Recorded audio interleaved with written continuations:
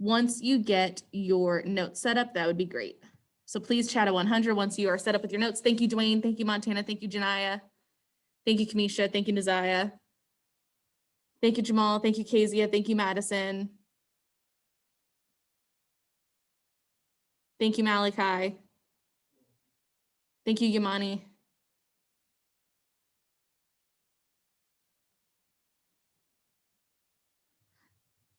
Looks like about half of us are there. I'll give us 10 more seconds. Thank you, Nyasia. Thank you, Janiqua. Thank you, Zira. Thank you, Aaron.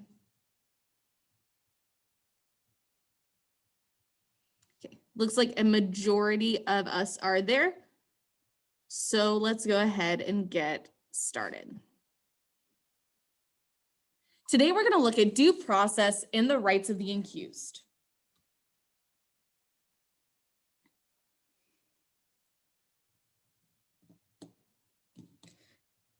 The rights of the accused in law are the rights and privileges of a person accused of a crime. So when we talk about rights of the accused, those are the rights of somebody who are accused of a crime. And these rights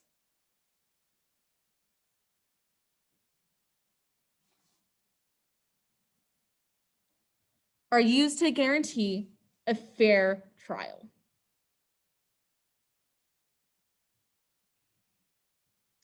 Rights of the accused are covered from the 3rd to the 8th Amendment. So again, the rights of the accused are covered in actually the 4th to the 8th Amendment. I apologize.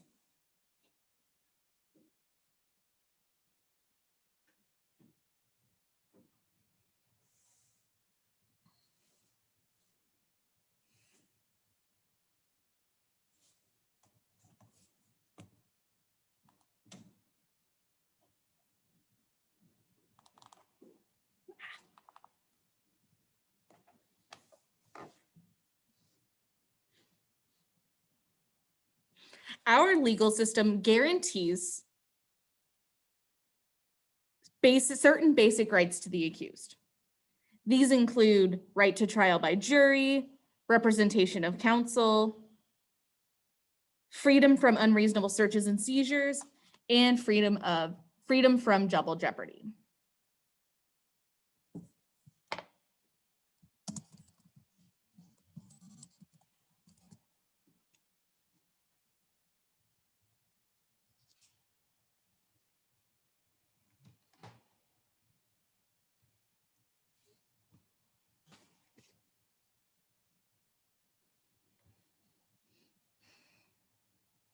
Now that we know what these rights of the accused are, we are going to look at these. Do not write all of this down. I want you to take 1 minute, read over the 4th through the 8th and the 14th Amendment. What is the theme that you are seeing as you read over these amendments? Take 1 minute, review the amendments on your screen, and be prepared to share out.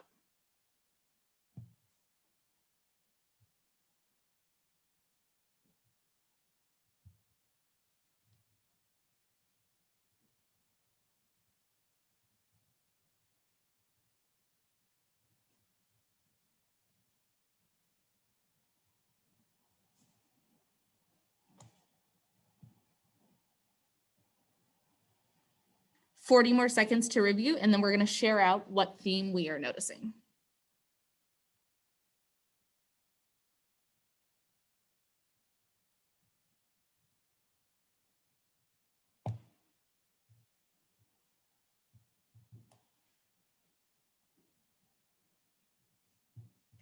Go ahead and pause there.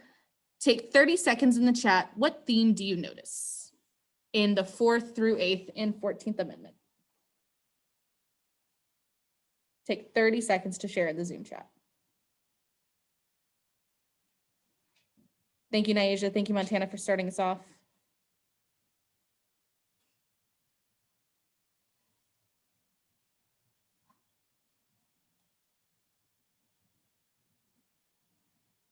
Thank you, Aaron. Thank you, Isis.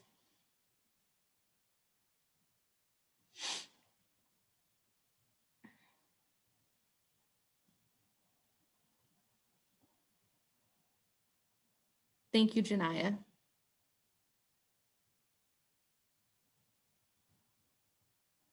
Awesome. Thank you, Janiqua. Thank you, Malachi. Thank you, Zira. Thank you, Nazaya. Thank you, Yamani. The theme that I'm noticing in our responses is we're all pointing out that these guarantee equality and fairness.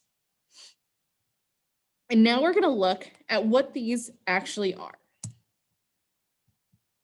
now that we know what the goal is. There are two forms of due process. The first is procedural due process, and the second is substantive due process. Procedural due process is the manner in which the law is carried out. And procedural is the manner in which law is carried out.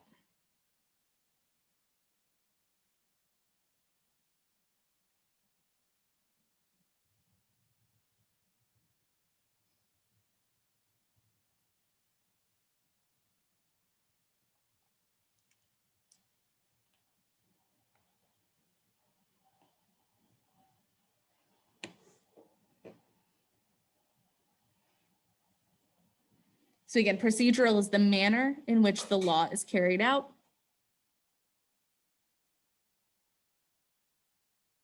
Whereas substantive due process is the essence of the law.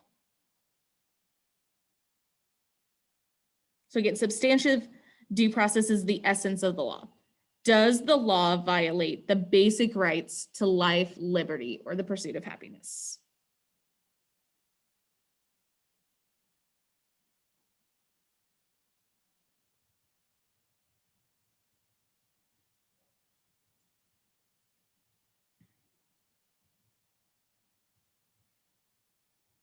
These are both covered through the 5th and the 14th Amendment. So again, the 5th and the 14th Amendment. And they prevent the government from depriving citizens of rights.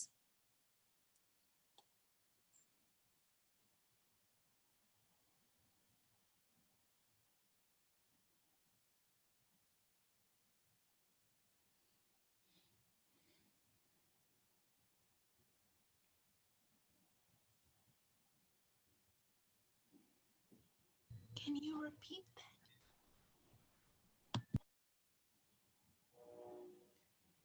So again, these are under the 5th and 14th Amendment, and they prevent the government from depriving citizens of rights. Remember, in terms of a college lecture, your professor is going to stand there and just read from a script for a minute straight. So we need to work on catching the big ideas and not writing down every word that I am saying.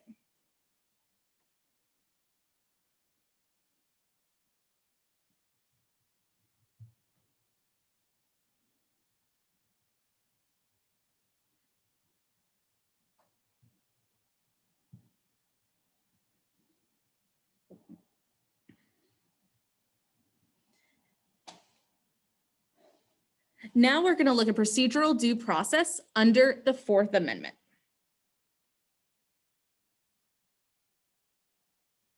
And what the procedural due process in the 4th Amendment cover is the way that the law is carried out. And the 4th Amendment prevents unlawful search and seizure. So again, 4th Amendment prevents unlawful search and seizure.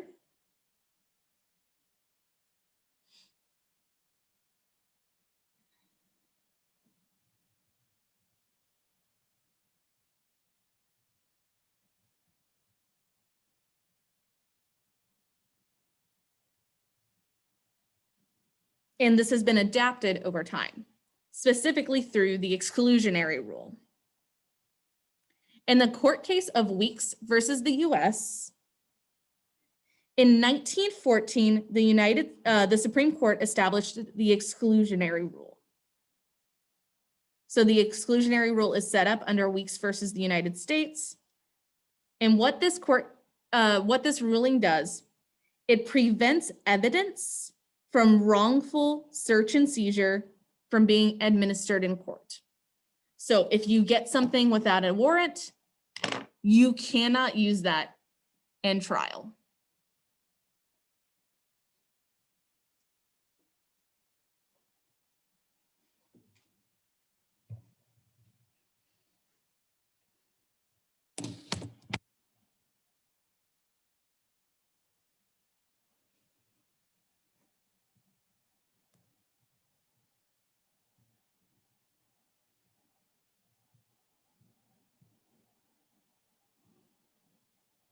This is further adapted in MAP versus Ohio.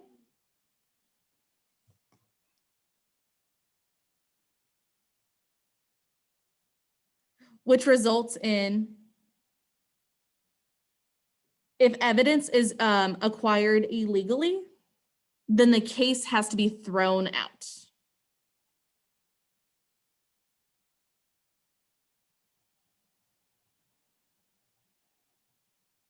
So again, MAP versus Ohio. If somebody gets the evidence illegally without a warrant, that case will be thrown out. In this court case, in this Supreme Court case was in 1961.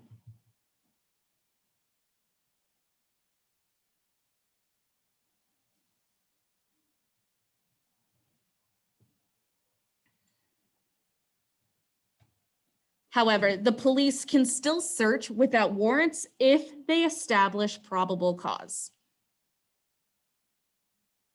So we do have the exclusionary rule in place, but if the police can justify probable cause, then they can search your premises.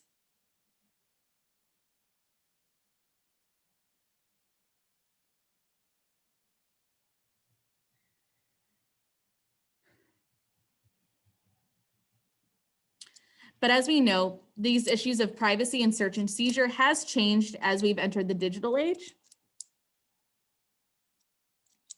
And under the Fourth Amendment, the Patriot Act and the National Security Agency have adapted to the Fourth Amendment. And they are allowed to do digital searches without a warrant. So under the Patriot Act and the National Security Act, they can do digital searches without a warrant.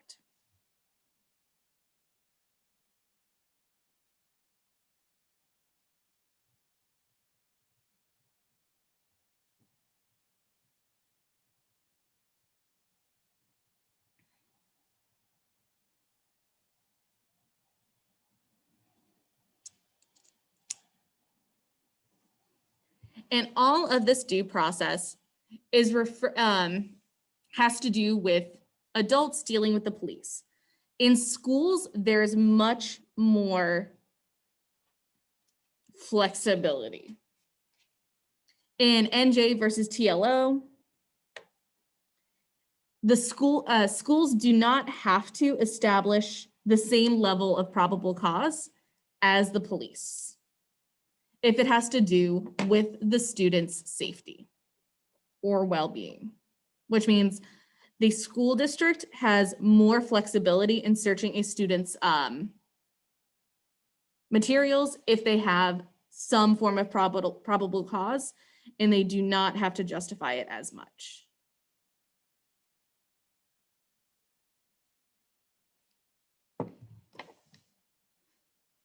Yes, Aaron. Can they like say like they swear like a student have like a gun in the bag, right? And they don't. Can the student sue the school for like false accusations or something like that, or no? It depends on what kind of probable cause the school says that they had. So if they said, several students said that this student would have this type of paraphernalia or this type of material, they would be able to justify it. So I mean, some schools even have like metal detectors and things like that where you are searched before you even walk in the building. So in theory, yes, you can sue the school, but it depends. It depends on whether or not you were profiled and targeted versus the school or the staff had a reasonable justification for why they searched the student's belongings.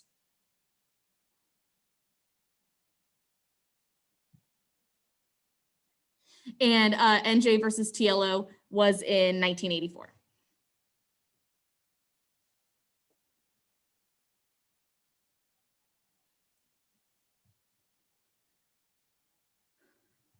Now we're going to continue our discussion of procedural due process with looking at rights of the accused. So first, let's look at self-incrimination.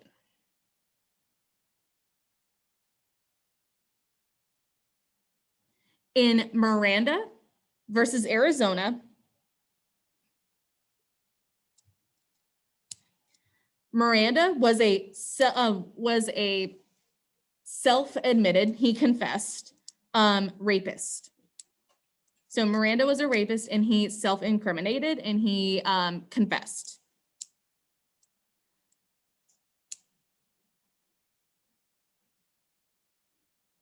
But he argued that it was under coercion by the police.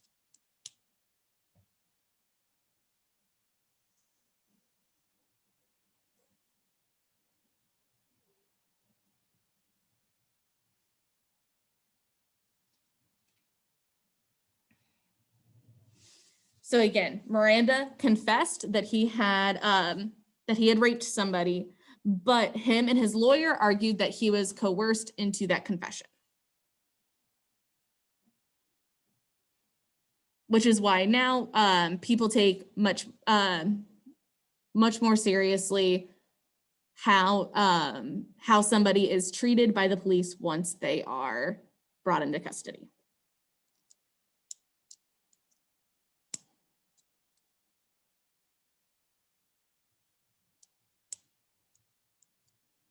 Miranda versus Arizona also establishes that you have to be read your rights. So the right to remain silent, anything you can, what Olivia Benson says every episode. Miranda versus Arizona determines that if you are arrested, you have to be read those rights. If you are not read those rights, then your charges could be dismissed.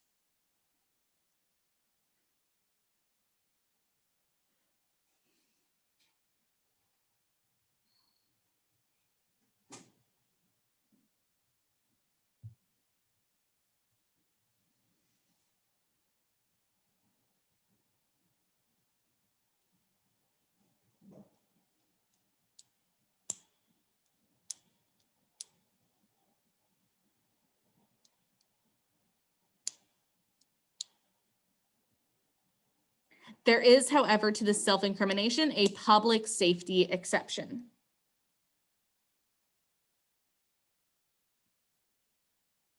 Which means there are exceptions to the self-incrimination rule if it has to do with overall public safety.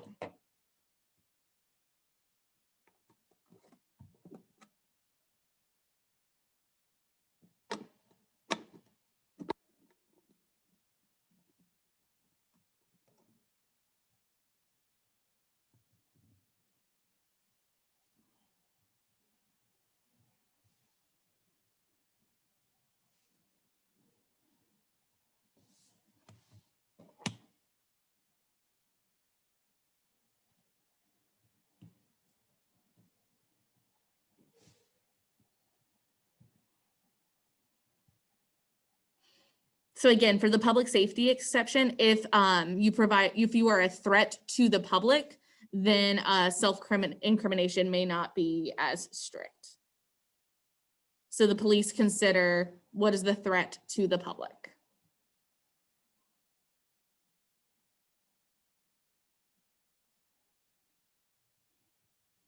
Right to counsel is guaranteed under Gideon versus Wainwright, which is a Supreme Court case we will be doing a deep dive in next week.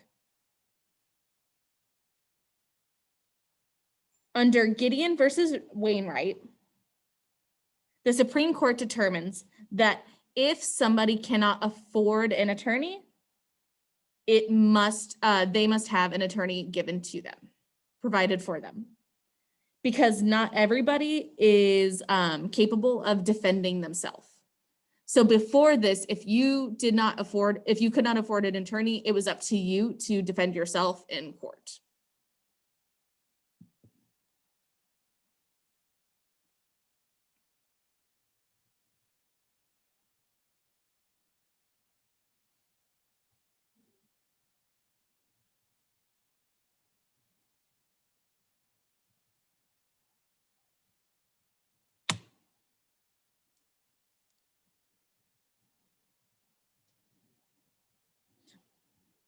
There is also a bunch of debate. Oh, okay. Sorry, just saw hands go up.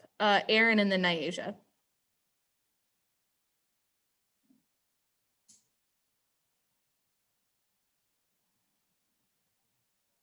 Aaron, you're muted. What was it? Should I have my hand up? Yes. Oh no. Okay, Nyasia. Didn't they like kind of find like a way around this? Like they can like provide you a lawyer, but the quality won't be as good, but you still like have one. So Yeah, so the thing is it's right to counsel. It's not necessarily a right to good counsel. So public defenders tend to, they're still lawyers, but they're not as good as, and as an attorney that if you have millions of dollars to spend, as somebody like that would have. So there's still a disadvantage to poorer people, which is an issue in the justice system itself. We all know that. But in Gideon versus Wainwright, you now have some type of attorney. There was also this debate over the death penalty. In Furman versus Georgia in 1972, the death penalty was actually suspended.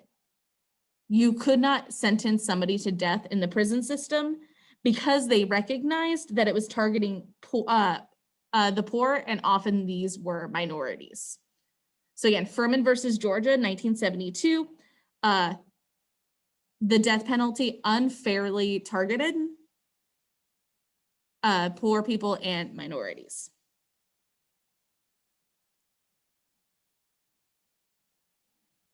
However, later, Gregg versus Georgia reinstituted the death penalty in some states. So many states have removed the death penalty as an option, but some states do still carry it out.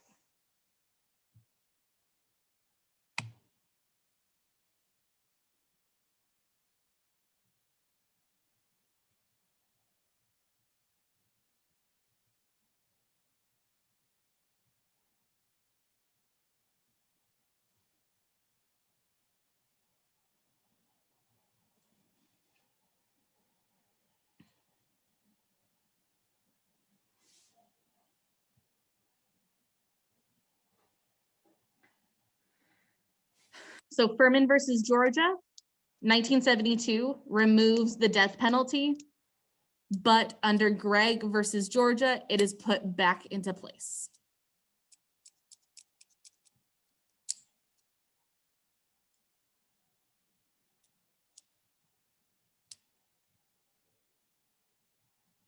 Yes, Erica. What was the reason for putting it back in? They believed that it was not a cruel or unusual punishment.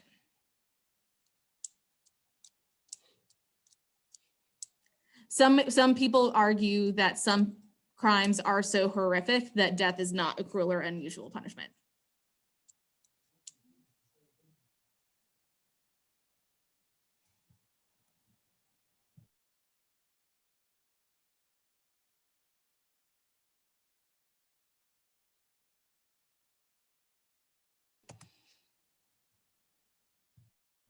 We're not discussing the morality of the death penalty.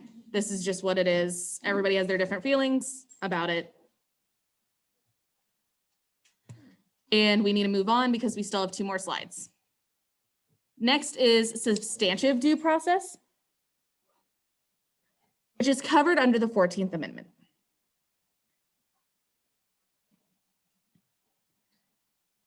The 14th Amendment has been interpreted to cover privacy and lifestyle. So the 14th Amendment covers privacy and lifestyle and equal protection of the law.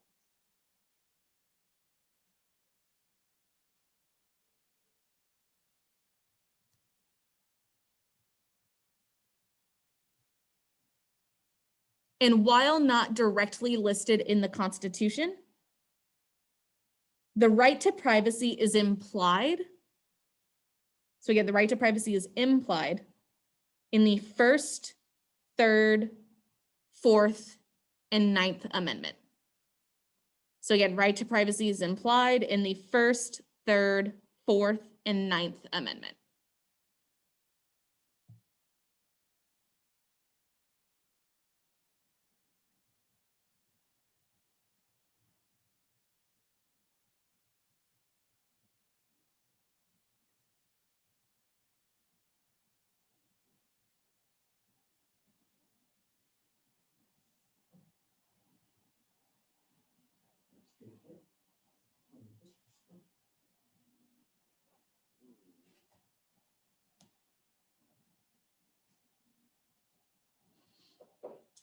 And there have been several federal laws that cover this right to privacy, specifically when it comes to women and access to birth control. The first court case that starts this right to privacy in terms of a woman's right to control her own body is in Griswold versus Connecticut in 1965.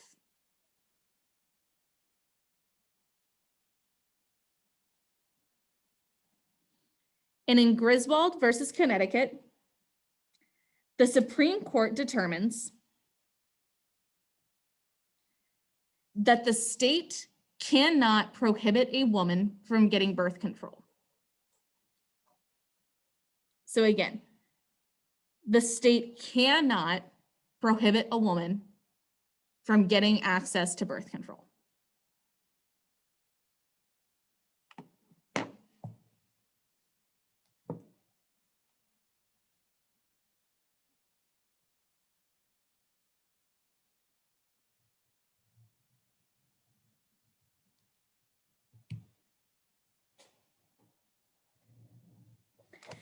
This is upheld in Roe versus Wade in 1972.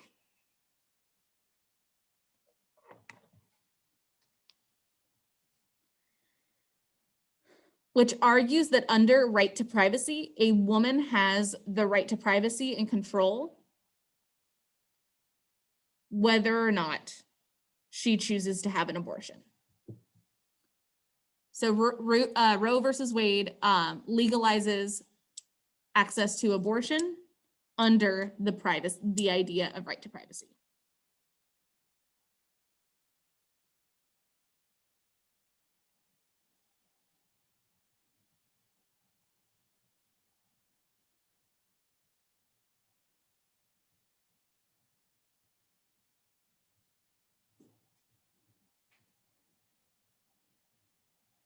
This is complicated in the Hyde Amendment of 1976.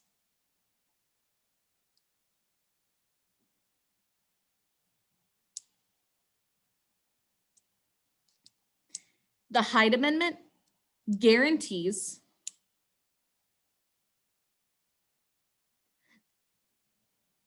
that federal funding should not contribute to an abortion.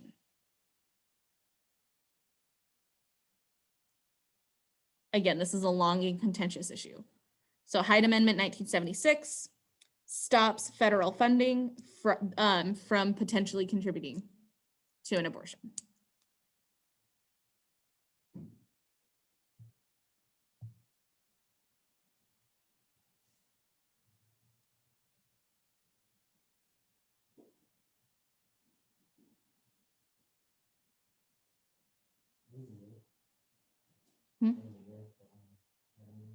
The Hyde Amendment was 1976.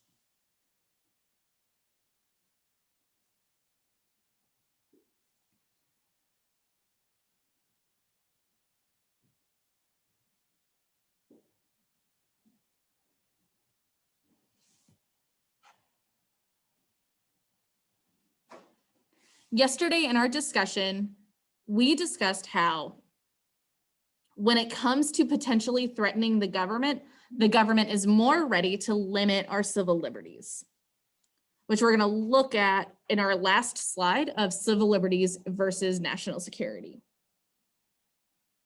As we've discussed, it's clearly an important Supreme Court case in Schenck versus the United States. This is the first time that the Bill of Rights was limited under SCOTUS. So Schenck versus the United States is the first time that SCOTUS limited the Bill of Rights.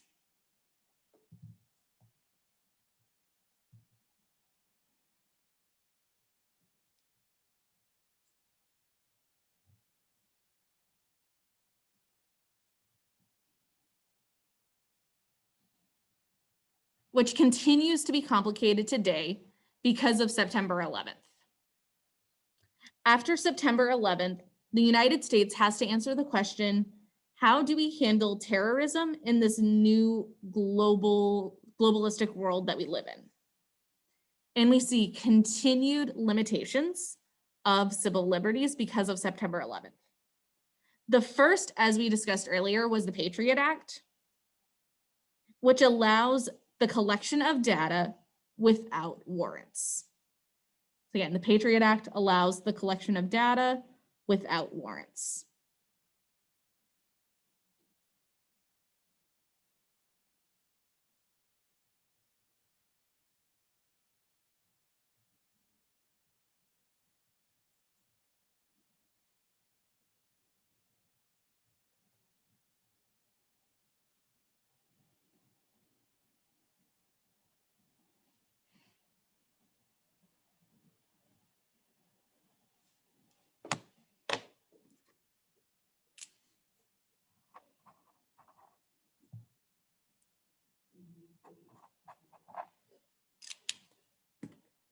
We also see civil liberties,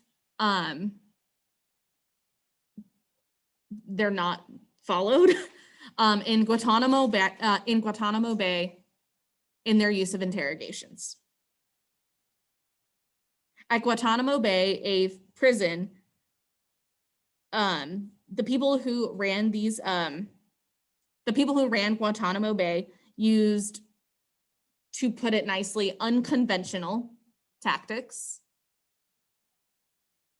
as a way to get information, which absolutely fall under the idea of cruel and unusual punishments.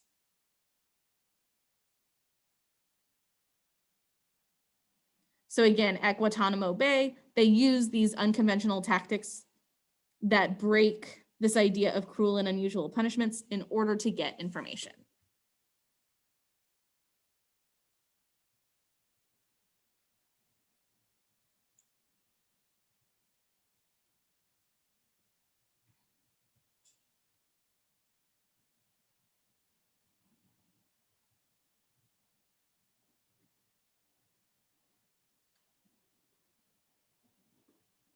We also see a continued suspension of habeas corpus in certain court rulings.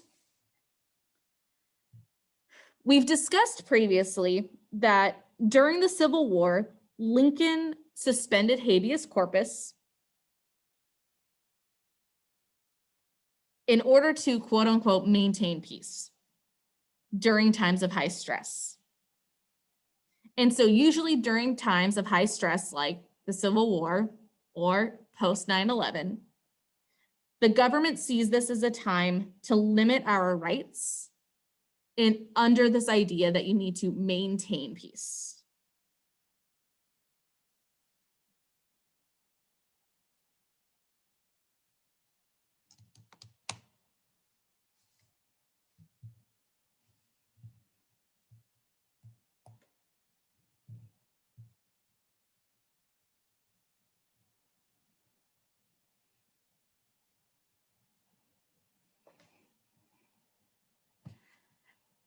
That is the end of the lecture. And so I'm going to ask that you guys stop and jot into the Zoom chat for the next 90 seconds on this first question, where we continue our discussion, what is more important, individual liberty or public safety? So now that we have a better idea of due process, what do we think the framers' intention was? To preserve individual liberty or public safety? 90 seconds to stop and jot into the Zoom chat. Do not press send until I tell you to do so.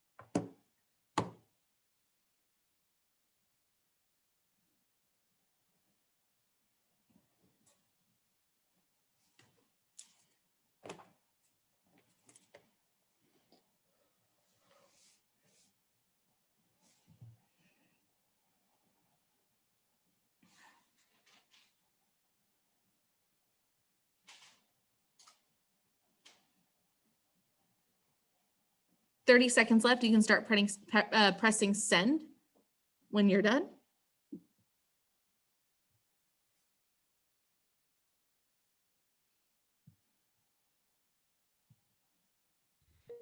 I need the question still.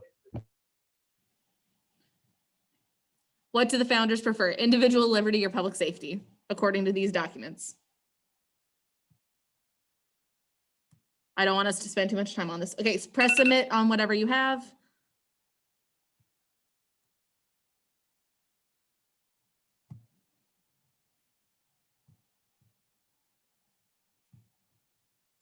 Great, thank you guys for submitting whatever you have. We are gonna go ahead and transition to the exit ticket because I want you to have enough time on the multiple choice. It is 6 multiple choice questions. Go ahead and get started. Make sure you submit photos of today's lecture notes onto the assignment. Once you submit the exit ticket and the photos of your notes, you are free to go.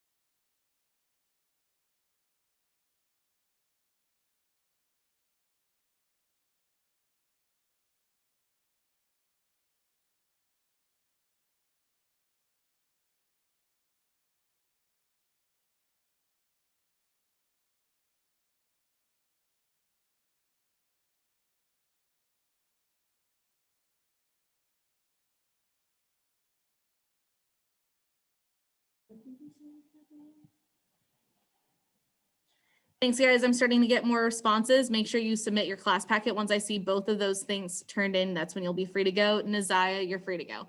Again, number 6 is supposed to say which is the description of procedural. So number 6 is procedural.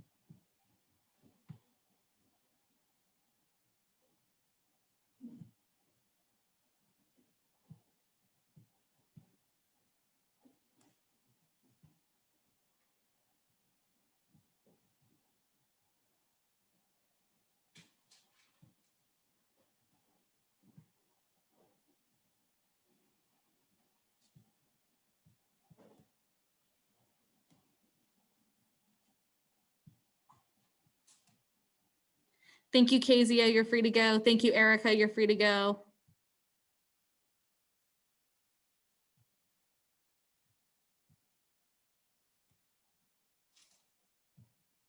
Oh, sorry, Isis, you might not have heard me. Isis, you're free to go.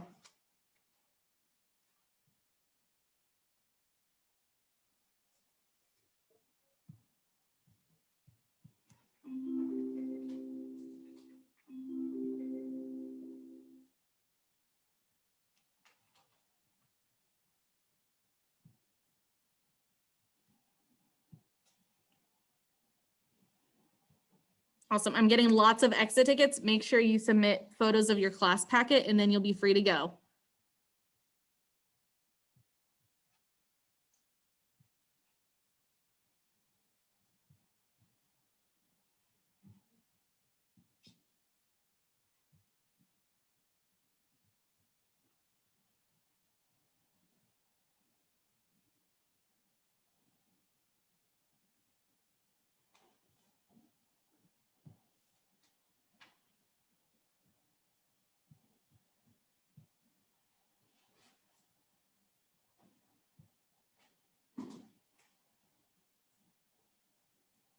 Yamani, you're free to log off.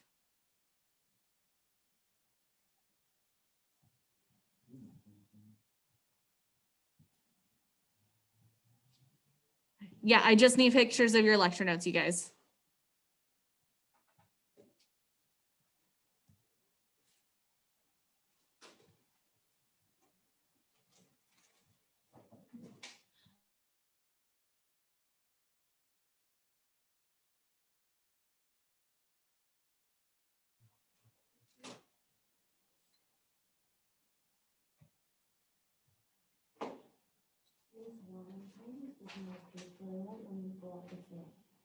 It's not? Okay, yeah, I'll take your paper. Hmm? Yes, I got yours.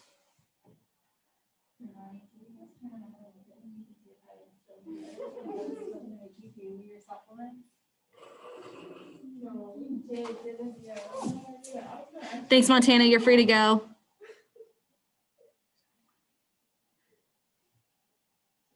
Malachi, you can log off.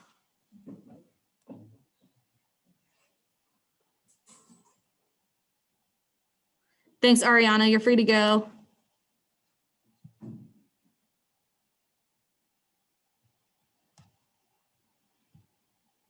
Thank you, Kamisha. Thank you, Janaya. Once you submit your class notes, you guys are free to go as well.